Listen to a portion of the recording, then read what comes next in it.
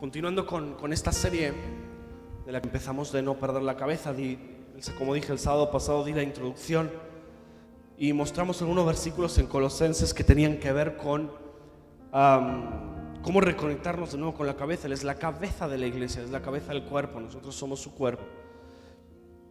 Y no podemos andar como pollos descabezados, ¿no? Corriendo sin su gobierno sobre nuestras vidas. Y hoy quiero hablar acerca de esto, vidas que perduran, que se sostienen, que se construyen y son sólidas, para profundizar un poco mejor esto, ¿no? Y quiero poner primeramente el Salmo 118, verso 22, para que lo podamos leer juntos. Seguimos. Dice: la piedra que desecharon los constructores ha llegado a ser la piedra angular, verso 23. Esto ha sido obra del Señor y nos deja maravillados. Ahora, toda construcción de vida, de proyecto de vida, empieza con esta decisión. O te maravillas de la obra del Señor, de lo que Él está construyendo, o eres el constructor que desechó la piedra angular. No hay punto intermedio. ¿Me entienden o no? Es decir, bueno, o construyo mi vida maravillándome del obrar de Jesús, de lo que significa Él como piedra angular, centro que sostiene toda esta arquitectura de mi propia vida, o de lo contrario, soy el constructor que desechó su obra en mí. Ahora, en Colosenses capítulo 2, verso 6, vamos a leer algo interesante con esto para poder ir entendiendo qué significa rechazar la piedra angular. Y dice, tan rápido hoy, qué bárbaro. Por eso, de la manera que recibieron a Cristo Jesús como Señor, vivan ahora en Él. Mira esto. De la manera en la que ustedes recibieron a Jesús como Señor, vivan en Él. Vamos hasta el 10. Dice el 7. Arraigados e edificados en Él, confirmados en la fe como se les enseñó y llenos de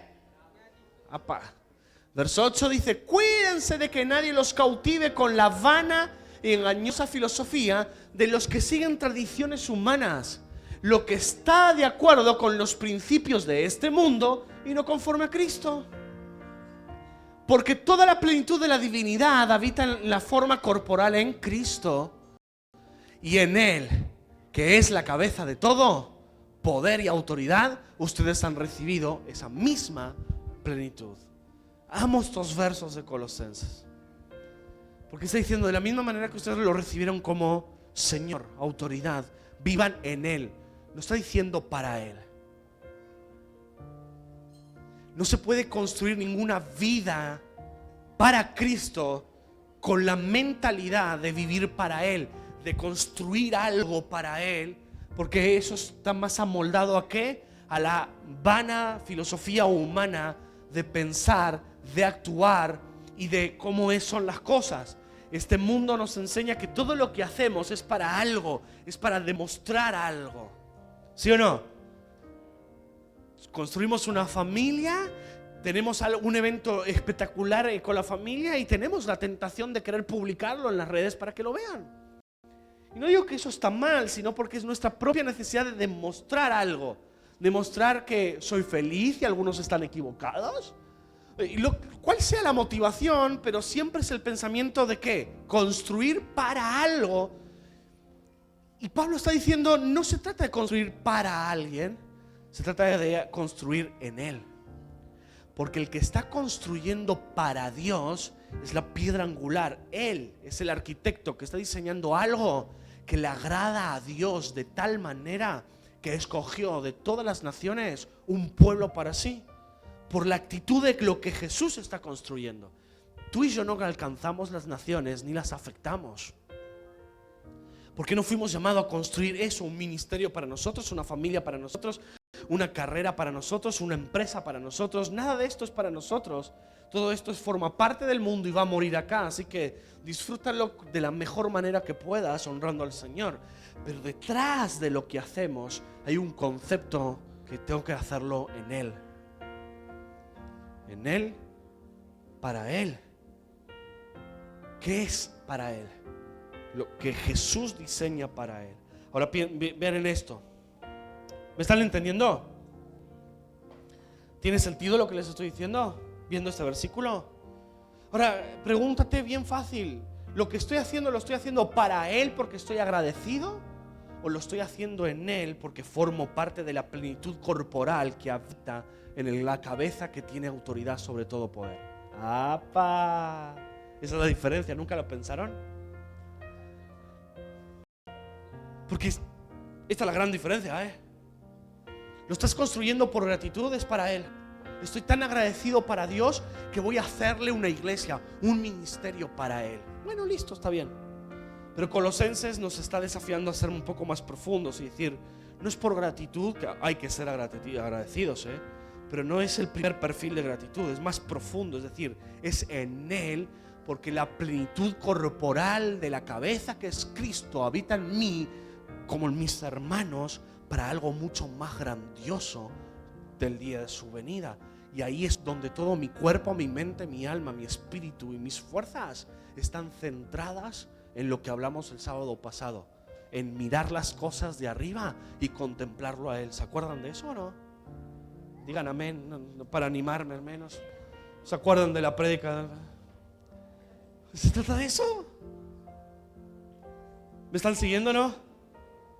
Entonces, esto es un problema porque lo primero que tenemos que hacer, tanto tú y yo, para cambiar esto y empezar a vivir eso, es empezar a descifrar y comprender cuáles son las filosofías humanas huecas.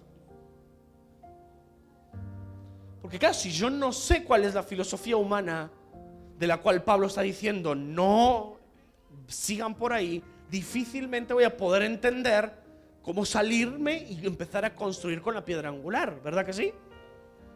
Entonces, ¿qué creen ustedes que hay dentro de esta filosofía hueca, humana, sutiles? ¿Cuál sería la primera seducción que tendría esa filosofía hueca humana? Hoy Silvi le tocó exponer en clase y una de lo que estaban tratando de exponer era acerca del pensamiento, una teoría de un psicólogo llamado Maslow. ¿Te presta atención, viste? Y ellos hablaban acerca de una pirámide de necesidades que tenía que sacó ¿no? Las fisiológicas, la de seguridad, la de pertenencia, la de estima y la autorrealización. Y casi todo está empujado a esto, ¿verdad? Ahora, fíjense, lo hablaba con Rebe y Rebe me lo hacía notar, mientras Silvia estaba explicando eso, Rebe me hacía notar que en la cruz, en el momento en el que Jesús empieza a hablar de todo esto. Tengo sed, me has desamparado. Y Jesús empieza a llevar cautivo y empieza a confesar aquello que por siglos el ser humano va a perseguir todo el tiempo. Monumentos grandiosos para ser recordados, césares que querían ser inmortales, gobernantes que querían conquistar naciones, ricos que querían postergar toda su riqueza por años. Cristo lo está llevando todo cautivo a la cruz para quitarle al hombre esa pirámide en la que Él construye y depositarla en Cristo. Todos los que se acercan a Él son cubiertos como pajarillos que son alimentados todos los días por el Padre, como flores que son vestidas cada día en el campo. Todos los que se acercan en Él son llamados hijos. Todos los que se acercan a Él tienen un propósito superior por el cual existen en este planeta, y es hacer la obra de Dios.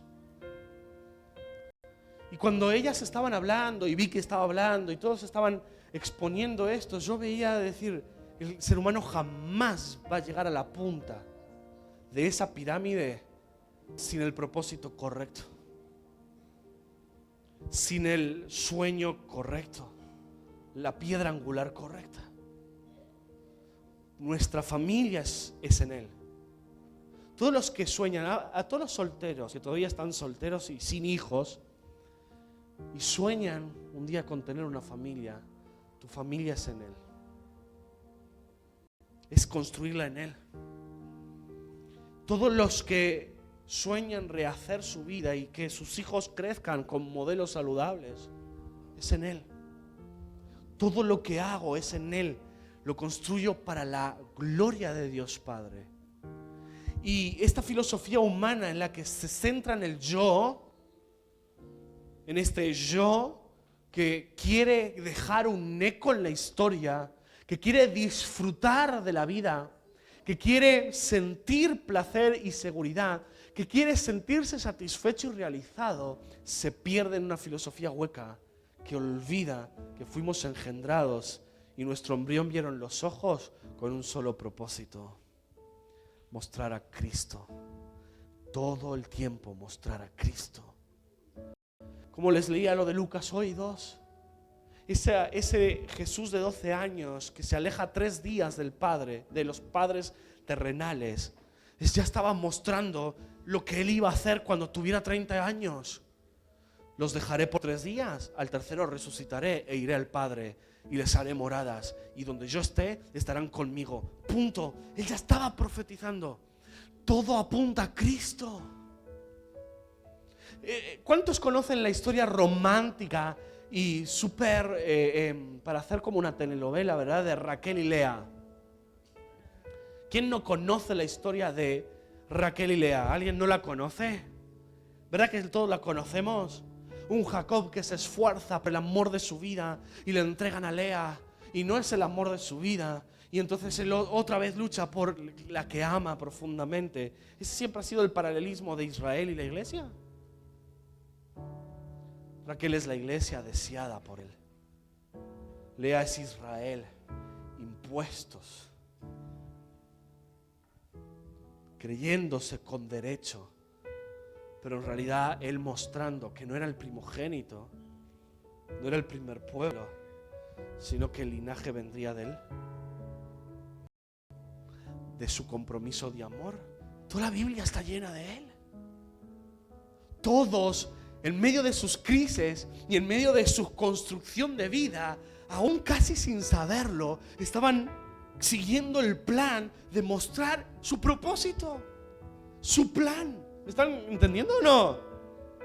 Ahora, ¿cuánto nos falta para que entendamos que todo lo que vamos a hacer a partir de ahora es mostrar este plan? Él volverá y Él pisará la tierra y besaremos esos pies y la tierra dejará de gemir y por fin se terminará el dolor, el pecado. Satanás será encarcelado y yo vivo una vida que, aunque parezca insignificante, está mostrando el plan de Dios. Deberías entender eso, porque eso rompe toda filosofía hueca humana de pensar. ¿Sí? ¿Sí o no? Ay.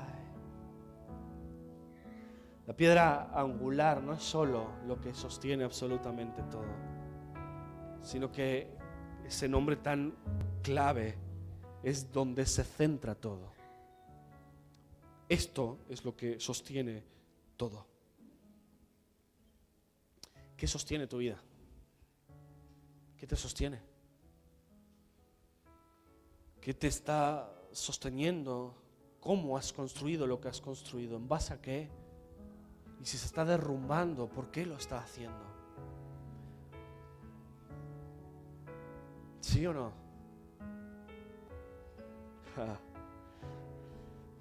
Poneme Mateo capítulo 7, verso 24.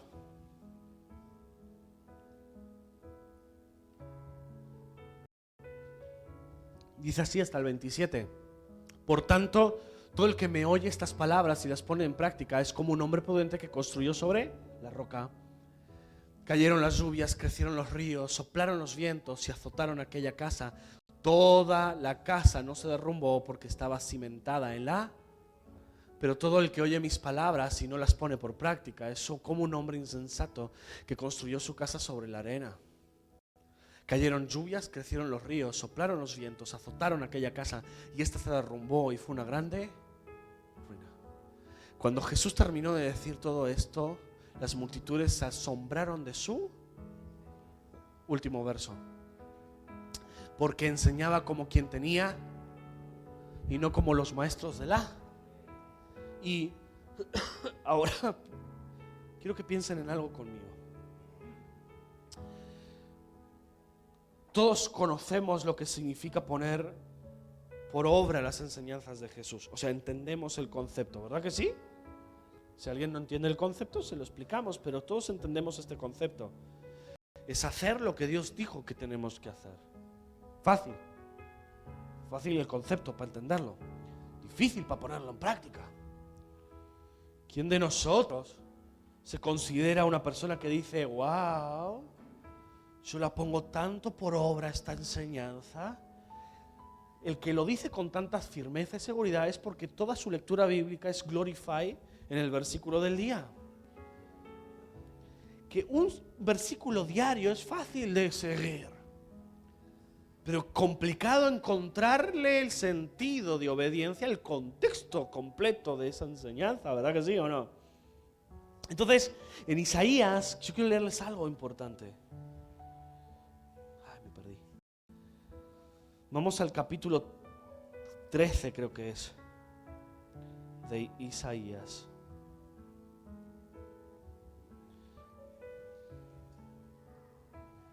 Ahí está. Y el verso 2 dice así: sobre un monte alto agiten la bandera, llámenlos a gritos, háganles señales con las manos para que entren por las puertas de los nobles. Ya he dado la orden a mis ¿qué? Y he reclutado a mis guerreros y a los que se alegran de mi triunfo para que ejecute mi. Escuchen. Se oyen tumultos en las montañas como la de una gran multitud. Escuchen. Se oye un estruendo de reinos, de naciones que se han reunido. El Señor de los ejércitos pasa revista a un ejército para la. Vienen de tierras, de los confines de los. Viene el Señor con las armas de su ira para destruir toda. Verso 6. Giman, que aquel día del Señor está y llega de parte del Todopoderoso como una devastación. Verso siguiente. Por eso todas las manos desfallecen y todo el mundo pierde. Verso 8. Quedan todos dolores y ¿qué pasa? Los atrapan, se retuercen de dolor como si estuvieran de parto. Espantados se miran unos a otros, tienen el rostro encendido. Miren, ya viene el día del Señor, día cruel, de furor ardiente. Dejará la tierra devastada y exterminará en ella los. Verso 10. Las estrellas y las constelaciones del cielo dejarán de irradiar su luz. Se oscurecerá el sol al salir y no brillará la luna. Castigaré por su maldad al mundo y por su iniquidad a los malvados. Pondré fin a la soberbia de los arrogantes y humillaré al orgullo de los violentos. Voy a hacer que haya que oro fino, mientras menos mortales que oro de Ofir. Por eso haré que tiemble el cielo y la tierra se mueva de su sitio por el furor del Señor de los ejércitos en el día de su ira. Como gacela acosada, como rebaño sin pastor, cada uno se volverá a su propio, cada cual oirá a su propia tierra. Aquel al que atrapen y al que caiga preso, esto es Apocalipsis 12, ante sus propios ojos saquearán sus casas y violarán a sus mujeres. Verso 17. Miren, yo incito contra ellos a los medos, pueblos que no le importa la plata ni se deleitan el oro.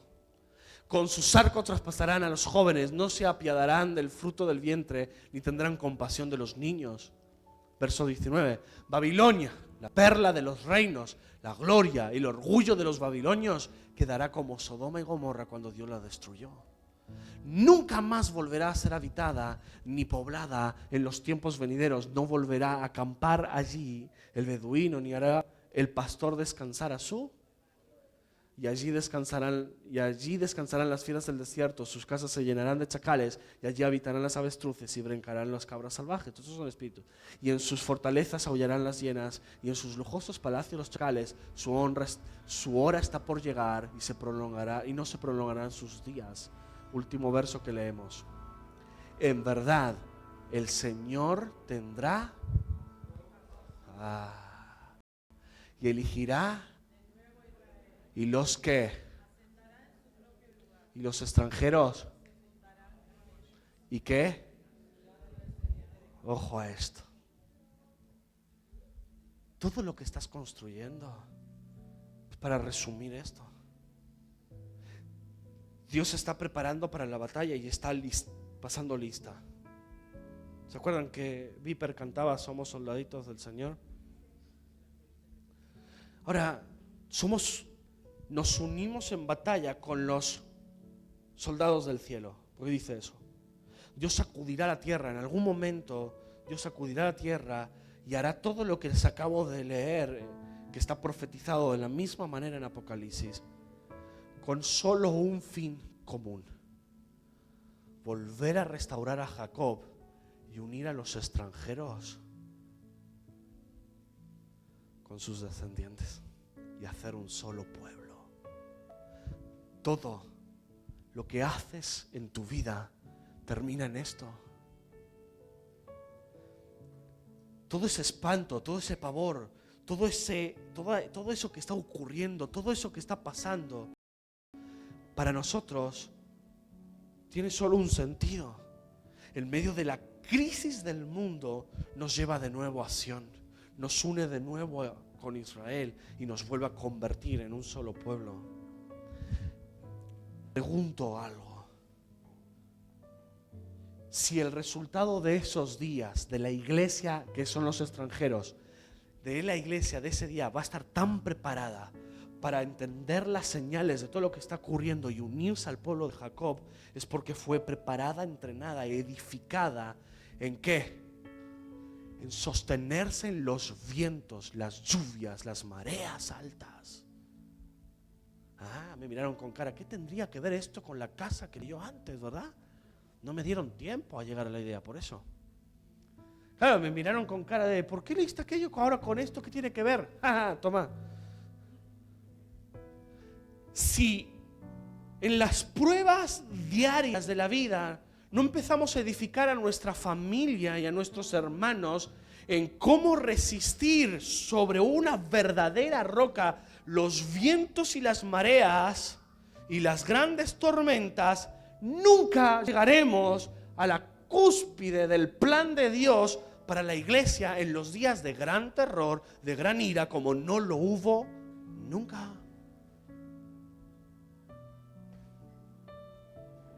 ¿Me están entendiendo? ¿Me están siguiendo? Ahora, ¿cómo construye una vida que se sostiene? Es una vida que tiene el recurso suficiente en el conocimiento, en la fe y en la relación con Cristo para saber que esta tormenta temporal no derribará mi casa, no derribará mi hogar, no derribará los que habitan en este hogar, no lo hará. Abriremos la ventana como la abrió Noé y diremos: Dios ha sido fiel. Abriremos la ventana y encontraremos una rama de olivo que nos predice que el tiempo se acerca. Encontraremos alimento. Pero si no nos preparamos, si pensamos que el evangelio va a ser todo el tiempo una superficialidad almática, emocional, de un bienestar simple, superfluo, cuando nos golpee la marea, la arena en la cual hemos edificado nos terminará arrastrando, y para cuando este día llegue, nosotros nos aterraremos con ellos, con Babilonia, cuando eso no es para nosotros, sino es para el enemigo de Dios. ¿Me están siguiendo? arraigados y sobreedificados en Él. Ahora te uno todo esto de nuevo a Colosenses 2, sobreedificados en Él. Esa es la expresión de Pablo, sobreedificados en Él. No hay un fundamento ni una base de la nada, es Cristo que sostiene la iglesia. Poneme de nuevo Colosenses 2, para que ustedes vean el mambo que me hice con tantos versículos con sentido, ¿verdad? Verso 7. Arraigados y edificados en Él, sobreedificados en Él, dice el original, confirmados en la fe que Él les enseñó y llenos de gratitud. Este es el punto clave de todo. Yo estoy arraigado, sobreedificado en Él. ¿Qué significa eso? Volvemos a lo que leímos ahí. Él es la autoridad de sobre todo poder. Esos vientos y esas mareas que rugen, esos gritos de Babilonia que creen tener el esplendor, esos que se reúnen contra Él, esos que se han reunido, todo ese ejército de multitud que se reunió para hacerle frente, la manifestación material de todos los demonios que nos asedian todos los días para destruirnos, temblarán de miedo porque Él es la autoridad. Mi casa, mi hogar está bajo la autoridad está construida sobre la autoridad de Cristo. Si Él es la cabeza de nuestra familia, su autoridad está por encima de los golpes de Satanás y sus mareas. No nos van a destruir. ¿Me están entendiendo o no? No podrán tirarnos. No podrán deshacernos. Toda tu autoestima tiene que estar basada en esa identidad. Todo lo que quieres y sueñas en esta tierra tiene que estar basado en esa identidad, porque Él es la satisfacción plena de todo lo que somos. Poner el verso 12 hasta el 15. Ustedes recibieron al ser sepultados con Él en el bautismo, y en Él también fueron resucitados mediante el poder de ¿qué? De Dios, quien los resucitó de entre. Verso 14. No, 13. Sí, 13. Este es, sí, correcto. Antes de recibir esa circuncisión, ustedes estaban en sus transgresiones. Sin embargo, Dios nos dio vida al perdonarnos todos nuestros pecados y anular la deuda que teníamos pendiente por los requisitos de la ley. Él anuló esa deuda que nos era clavándola en la cruz. Verso 15. Desarmó a los poderes y a las autoridades, y por medio de Cristo los humilló en público al exhibirlos en su desfile triunfal. Está todo bien con Maslow, que se murió y no sabe dónde fue, que trató de hacer en busca de la respuesta de la búsqueda de la felicidad, ¿verdad? Maslow, querido, la respuesta es esta: mi necesidad de ser amado, mi necesidad de ser sanado, el niño que fue dañado, el niño que fue violentado por familiares, violado, acusado, rechazado, el niño que no creció con las necesidades básicas cubiertas, el adolescente que pecó mucho y empezó a transgredir tantas leyes porque creció en un ambiente religioso, el adolescente que creció en un ambiente sin Cristo y pecó y coqueteó con estos poderes y se entregó a Satanás y luego se encontró con Cristo, y cada uno de estos se encontró con Cristo y empezó a desarrollar una familia con todas estas heridas, y en medio de esas heridas fracasaron, adulteraron, pecaron, rompieron el matrimonio, lo quebrantaron y dañaron de nuevo a sus hijos. A todos, toda esta necesidad básica, toda esta necesidad de ser cubiertos, terminó y se concluyó en una humillación pública, una exhibición. ¿Me están siguiendo o no?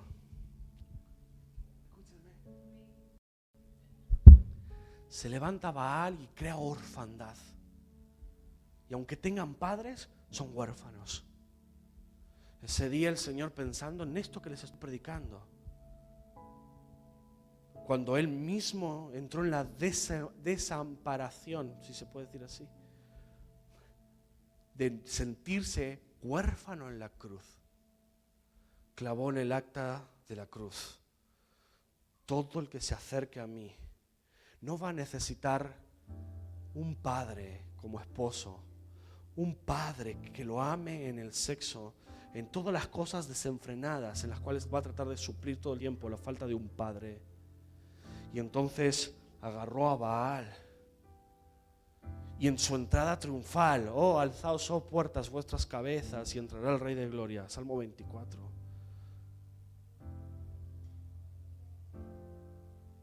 Empezó: miren aquí el causante de toda orfandad. Búrlense de ellos, cortes celestiales. Búrlense de él, porque cualquiera que haya sepultado en el bautismo y resucitado conmigo nunca más será un huérfano. Humíllenlo, ríanse de él. Vean, no tendrá más autoridad, no tendrá más poder. Esta exhibición es para arruinarlos. Cualquiera que construya su casa, aunque sea huérfano, padre tendrá en los cielos para siempre. Lo expulsó.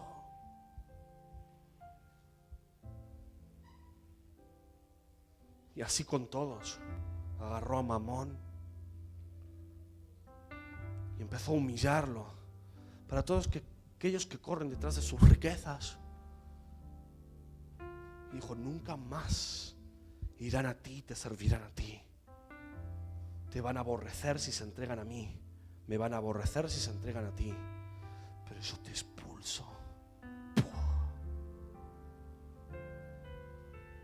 Y empezó a darle fe, casi como un grano de mostaza, para que todo aquel que creyó y resucitó con él sabe que mañana tendrá su pan en la mesa. Punto. Sabe que mañana seguirá su Padre en los cielos oyendo su oración. Sabe que él humilló públicamente a Asmodeo y todo lo que tiene que ver con sus lujurias. Y sabe que tiene un Dios en los cielos que por medio de Cristo, al humillarlo públicamente, derramó santidad sin reservas. ¿Me están siguiendo? Nosotros edificamos nuestra vida en aquel que tiene la autoridad y todo el poder y toda la potestad. Todo le ha sido dado a Él y Él lo puso como fundamento para que la iglesia lo construya, para que en la punta de la pirámide, si se puede decirlo de esa manera, Cristo sea exaltado todo el tiempo, todo el tiempo. Y último verso que leo, 18. No dejen, repito, no, este es mi consejo, el mismo de Pablo. No dejen, de nuevo, no dejen. Otra vez, no dejen. Es tu responsabilidad. No permitas, no dejes. El primero que venga para querer privarte de esta realidad, puñetazo, lo dijo el pastor. Es un salmo, dice: rómpeles los dientes. Bueno, Señor, úsame como instrumento de... Que nadie, no dejen que les priven de esta. Ninguno de esos que presumen fingiendo y adoración de ángeles. Los tales hacen alarde de lo que y han. Verso siguiente, esto lo explico ahora. No sé.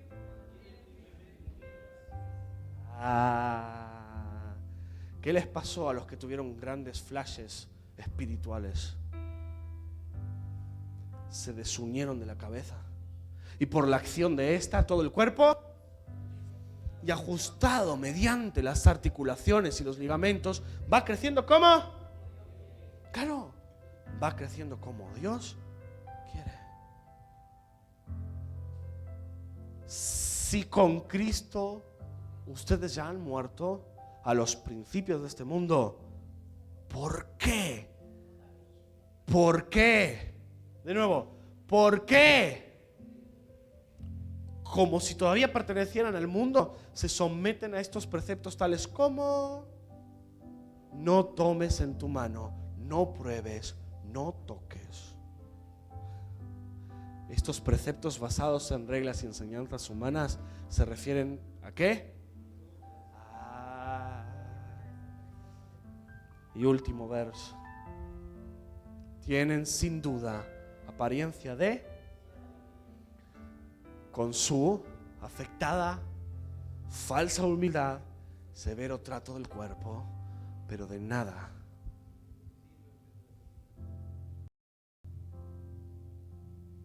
¿Qué está hablando ahí el Señor? ¿Cuál es el último concepto que Él venció? A ver si lo pillamos. ¿Qué último concepto está humillando y está quebrantando ahí el Señor Jesús en la edificación?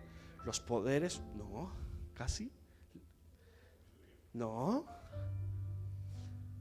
Vimos los poderes, vimos las amedrentaciones, vimos la desesperación. El Señor los humilló. Pero acá, con todo esto, ¿qué está quebrantando el Señor? La religiosidad. Un pañuelo personalizado.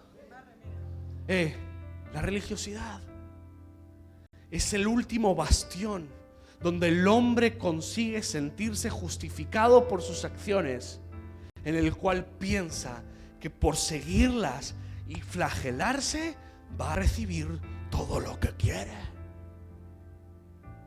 Rompe el último bastión de la grandeza en la cual pienso que con estos actos me estoy santificando.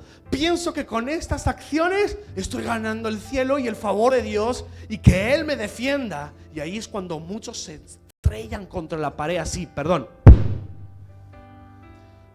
no vuelvo a hacerlo. Porque ahí es cuando dicen: se supone que hice todo para Dios lo que se tenía que hacer. ¿Por qué me está sacudiendo la casa esta tormenta? Porque tu arena no es un principado o una potestad lo que te está frenando. Tu arena es tu orgullo en la ley y tu sacrificio humano, obras que son como trapos de inmundicia. De nada sirven si no están ligadas en el cuerpo, nutridas por Él, que te hacen crecer como Él quiere. ¿Uno más o no? Uno más, dale. Y ya que han resucitado con Cristo, ¿se acuerdan de ese del sábado pasado? Ahí está. ¿Dónde? Ahora tiene sentido porque les leí esto el sábado pasado. No hay manera de construir la vida si no me despojo de esto, del temor a estos enemigos, de la preocupación de lo material, de la inseguridad que está ocurriendo en la tierra y el porvenir de mañana, los flagelos de demonios que me llevan a pecar y la religión. Si yo no logro despojarme de esto, entendiendo que Cristo es mi cabeza, y digo, te necesito para construir, nunca llegaré a esta conclusión. Busquen las cosas de arriba. Pónganse de pie, por favor. ¿Se entendió o no esta prédica? Y así se construye una vida que ¿qué? Que no se destruye fácilmente.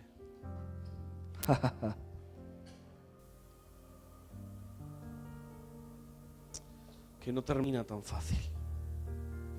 Y quiero orar y pedirle al Señor esta noche por esta gran necesidad que tenemos de que nuestra fe esté puesta en los lugares correctos. Mi fe es en Cristo Jesús. Yo no construyo una fe para Cristo tampoco. Mi fe es en Él. Yo sé que Él es autoridad. Yo sé que en el nombre de Jesús hay autoridad. Yo sé que en la sangre de Jesús hay redención. Yo construyo todo esto en Él. Él destruye a los enemigos. Él ha vencido y los humilló públicamente. Mi vida necesita romper con todos estos lazos. Y tal vez es tiempo de levantar tu casa y sacarla de la arena y llevarla a la roca una vez más. A mí me encantan las casas de las playas, porque las casitas de las playas son casitas que siempre se tienen que mover, tienen que estar diseñadas para que puedas moverlas. Nadie construye una casa en la playa, cerquita del mar, con bases profundas, porque solo un tonto lo haría, porque sabe que perdió la casa cuando la marea crezca en algún momento. Entonces son casas que las podés levantar, las metes en un camión y las arrastras más atrás, porque son solo estas sobre pilares, nada más. Me encanta eso. Son flotantes, sí. Entonces, no importa que se rompan esos pilares, porque podemos poner otros más arriba. Y solo cuando llegan, en España pasa que tenés la montaña pegada a la playa. Tienen que ver eso. Un día tienen que viajar y ir a los acantilados de la Costa Brava, porque solo pasa ahí que tenés una montaña llena de rocas y a metros abajo la arena y el mar. Es hermoso ese paisaje. Y cuando llevas las casas ahí, ya no están flotando.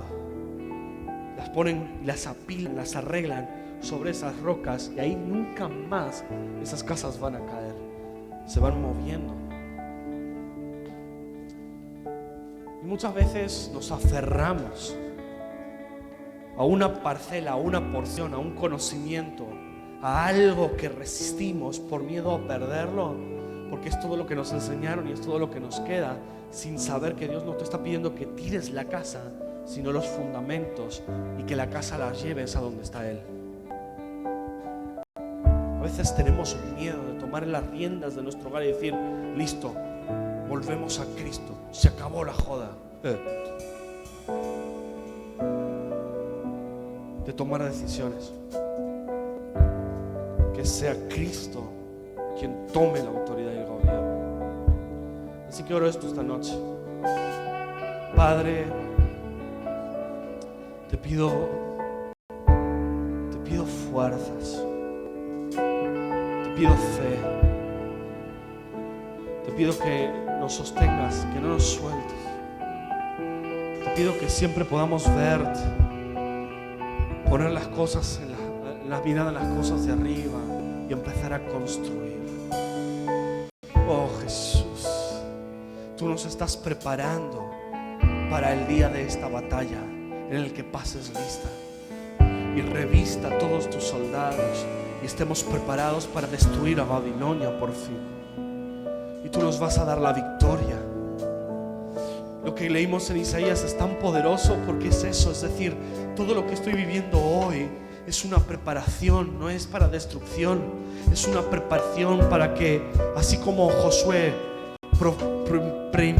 profecía primero de Cristo y lo que seríamos en Cristo, mi casa y yo serviremos al Señor. Entonces todo lo que estamos pasando, mis hijos y mi esposa, estaremos en ese día de revista golpeándonos las armaduras, adorándote, porque Babilonia va a caer. Así que, Señor, nos estás entrenando en todo este proceso para que Babilonia no nos derribe, sino para que aprendamos y entendamos cómo resistir a Babilonia hasta el día que podamos vencerla. Tú nos estás formando, tú nos estás forjando. Permíteme entenderlo, Jesús. Que todo esto que ruge en Babilonia de enfermedad, de crisis financiera, de incertidumbre, de crisis de fe, de crisis emocional, de estrés, de depresión, que nos está golpeando, no nos va a destruir, no nos va a derribar. Al poner la mirada en las cosas de arriba, es un entrenamiento para el día de la verdadera batalla, en la que con nuestros ojos veremos a Babilonia caer, cimentados, edificados en ti. todo esto lo llevemos a ti y digamos: por tus llagas hemos sido curados. Tú cargaste el castigo de nuestra paz, recayó sobre ti, y paz mental, y toda ansiedad se rompe. Cada área en la que Babilonia golpea es simplemente el entrenamiento del día de la batalla, como leímos en Isaías. Venceremos porque tú has vencido. Hecho está, dice Apocalipsis. Punto. Hecho está. Ayúdanos, Jesús. Ayúdanos, Jesús. Te adoramos. Te adoramos. El león de la tribu de Judá, como cordero ha vencido y